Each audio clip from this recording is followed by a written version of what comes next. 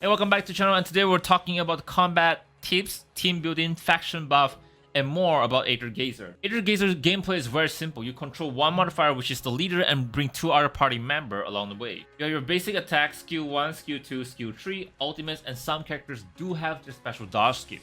You can't control or swap to your party member, but you can use their ultimate by tapping on their icon when they are fully charged. If you're not convenient with the game's default UI placement, the game has a setting where you can customize your UI button placement, which leads me to my next point.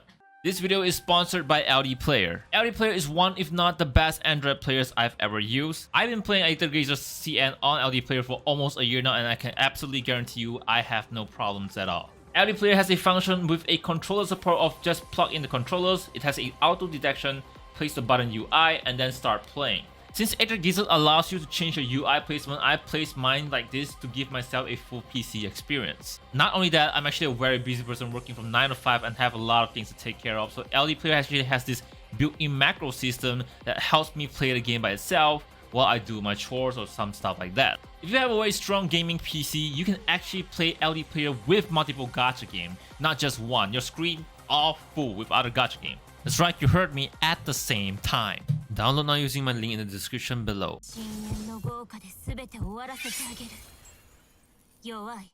Moving on to the battle preparation hub, you can see on the bottom left there are numbers of characters that have ultimate combos over there. If you place a character, you're able to slide there and check which character it is compatible with to do duo or trio combo. However, as of CEN 2.1, we only have one team that has a trio combo. Verdante, Poseidon, and Tengu. It's important to bring a dual ultimate combo modifier because it deals more damage. And number 2, the ultimate bars are shared between one another, which means they charge us more faster. Bosses in Aether Gazer has a HP bar. Below their HP bar is a mod index bar. This accumulates through more damage is dealt to the enemy. But the game does have this DNF combo system, or the triple S score system from Devil May Cry, where they go from C, the more combo you do, it goes B rank, A rank, and S rank, and the higher it goes, the more damage you deal. So when the mod index bar is maxed out, modified mode will be triggered and the screen will crack, pausing time for the specific mobs for 10 seconds. Depending on what type of modifier, duo, or trio you bring to the combat that are the same faction, for example, if I bring Tsukuyomi and Kuni together, it will provide the Shino buff for them and also change the modified mode environment to the color of that specific faction. The faction are known as Shino, Yggdrasil, Null, Olympus, Asterism, and in the future, Amagi, which was introduced in the CN 2.0. If you bring a duo Shino, when exiting the modifier mode, deal one more 8% damage to all enemies on the field according to the total damage dealt during the modified mode. Now, while in the modified mode, you try to deal as much damage as possible as a Shino user. And if you bring a trio, Kuni, for example, Kuni, Tsukuyomi, and Tengu, every single enemy on the field, the whole team damage increased by 5%. So if there's 10, then you get around 50%. Yggdrasil is one of my favorite. When entering the modified mode, all modifier mechanism is restored max and the gain rate for all of them are at 100%. And if you bring a trio, at the beginning of the run, the mechanism of all the modifier value is maxed out, which is not really that great, but if you're in for a mechanism maxed out, then yeah, go ahead. Olympus is not my favorite as well. If you bring a duo Olympus, modifier mode lasts 2 seconds longer.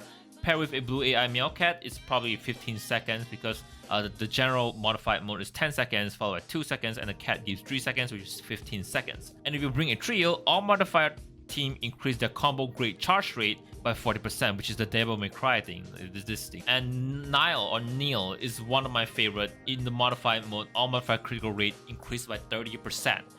And if you bring a trio, modified mode, all modifier critical damage increased by 15%, which is insane. Last but not least, we got Asterism. Enemies stunned in modified mode will receive 25% more damage, but if you bring trio, you deal a massive damage, another additional 25%, while ignoring the enemy's defense. I also want to point out that single ultimates are not useless. Regardless of whatever the character does with his ultimate, you can actually use the single ultimates to try to dodge enemies' attack. For example, it can be used as an iframe, but you do have to time this because once you tap the button, the enemies will start attacking slowly, so you do have to time this. Also, do not use your ultimates regardless of whether it's duo or single. When the enemy jumps, you're gonna be missing out on that massive damage. Thank you all so much for watching. My name is Zackie, and the next video I'm going to be talking about is how to actually build Tsukuyomi. I'm going to give you my full guide, how to play her, and what's her mechanism. She's basically a rotation-based character, but once she's done, I'll talk about the 6 standard S rank modifier that we global player might have a select ticket. So look forward to that. Anyways, thank you all so much for watching. Hey, it's just Game Channel.